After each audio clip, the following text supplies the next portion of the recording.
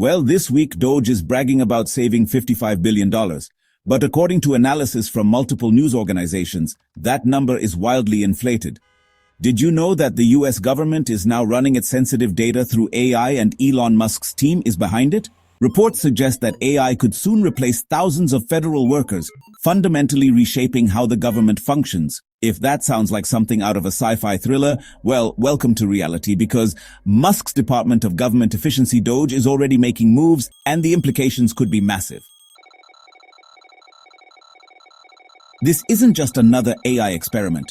It's a full-scale attempt to redesign the backbone of government operations, something that could either lead to unprecedented efficiency or raise serious concerns about power concentration. So what exactly is going on, and why are some experts warning that this could be one of the most significant shifts in modern governance? The government shakeup. Let's start with what we know. According to the Washington Post, Elon Musk's Doge team has already begun using AI to analyze federal spending and identify areas for cost cutting. On the surface, that might not sound like a big deal. After all, AI is already being used in finance, healthcare, and even law enforcement. But here's where things get interesting. This isn't just about AI helping human workers. Reports suggest the end goal is to replace many of them entirely. A government official tracking Doge's progress told the Washington Post that Musk's ultimate vision is to replace the human workforce with machines. That means fewer government employees and more AI-driven decision-making at the highest levels. If that sounds drastic, consider this. Donald Trump has already purged thousands of career civil servants, restructuring government agencies to align with his policies.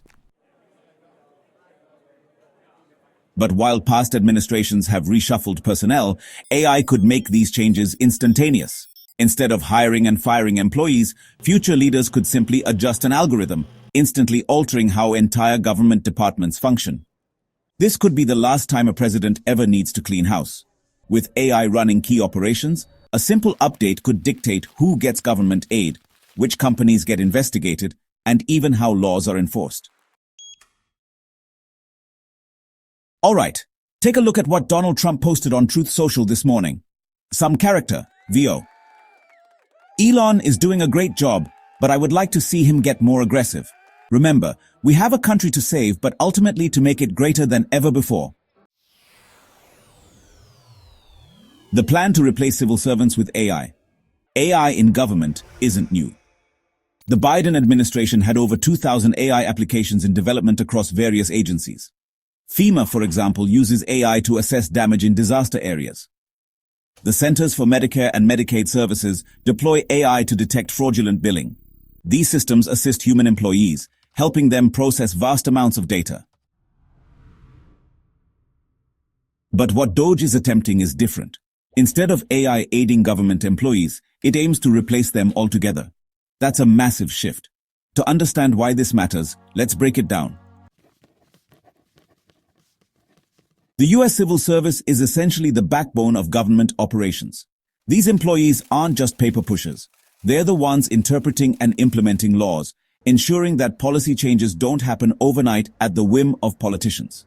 For example, when Congress passes a new law, it's up to civil servants to figure out how to apply it in real life. That's why even when a new president takes office, it takes months or even years for their policies to fully take effect. But with AI replacing these roles, those delays vanish. A future president could instantly reshape entire government agencies with a single AI update. That means faster policy changes, but also a lot less resistance to potentially extreme decisions. The hidden danger. Here's where things get concerning. AI does not just process data. It makes decisions based on that data, and in government, that's a huge deal. Imagine this. A single prompt could restructure social welfare programs, making it easier for some people to get aid while blocking others entirely. Immigration agencies could be told to prioritize certain individuals for deportation based on an AI-generated risk score. Regulatory bodies could be directed to investigate specific companies or ignore violations entirely. Normally, these types of policy shifts would require months of debate, public scrutiny, and legal oversight. But with AI, these changes could be implemented within seconds. And here's another issue. AI isn't perfect. It reflects the biases of the data it's trained on and the people who program it. If AI models running government operations are built by a select group of private companies, that raises an important question. Who controls the AI? This isn't speculation. AI has already been caught making discriminatory decisions in multiple industries. In 2018, Amazon had to scrap an AI hiring tool because it automatically favored male candidates over women. A ProPublica investigation found that AI-driven risk assessments used in the criminal justice system were more likely to misclassify black defendants as high risk. If AI can be biased in hiring and law enforcement, what happens when it's running government agencies? Musk's AI empire.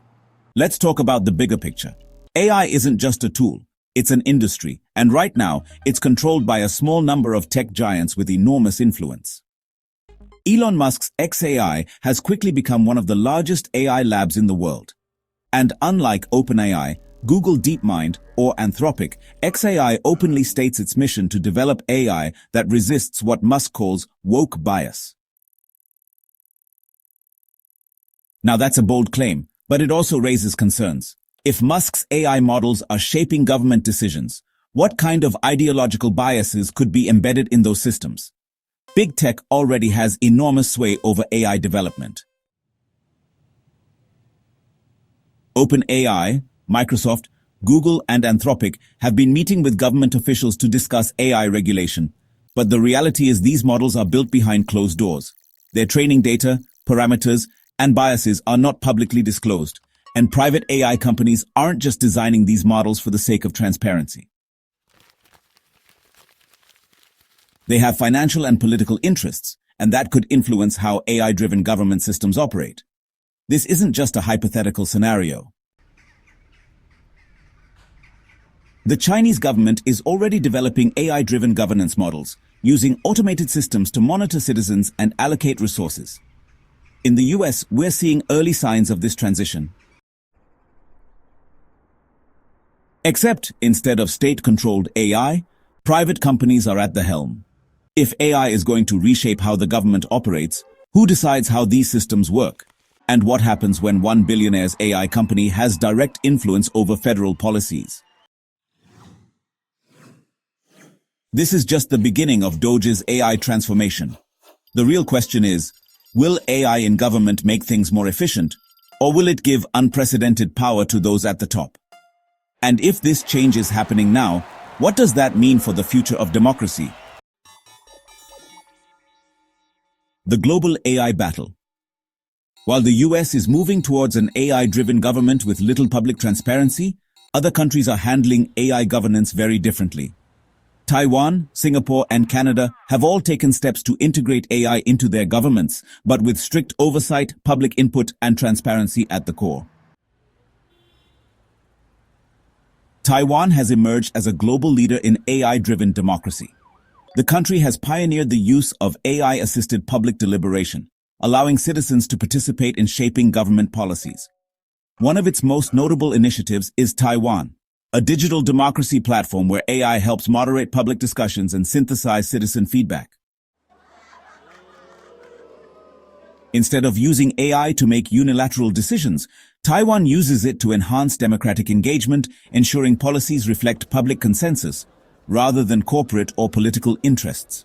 Singapore has taken a different route, investing heavily in government-run AI models rather than relying on private corporations.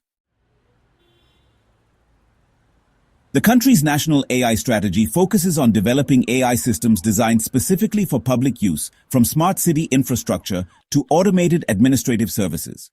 Unlike the US, where AI development is largely controlled by private companies like OpenAI xAI and Google DeepMind, Singapore's AI is built within the government, making it easier to regulate, audit, and ensure ethical use.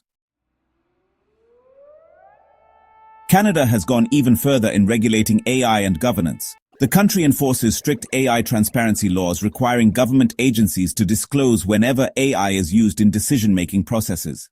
The Canadian government also mandates public consultation before rolling out AI in key services, ensuring citizens understand how AI impacts their lives. By prioritizing transparency and accountability, Canada aims to prevent AI from being used unchecked in critical government operations. The road to an AI-owned government with Musk and Trump leading the push for AI-driven governance. The big question is, how far will this go?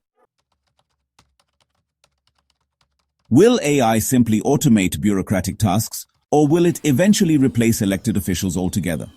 In the worst-case scenario, future governments could operate entirely through AI, eliminating the need for human civil servants to interpret laws or execute policies. An AI update could instantly rewrite government functions, leading to major consequences.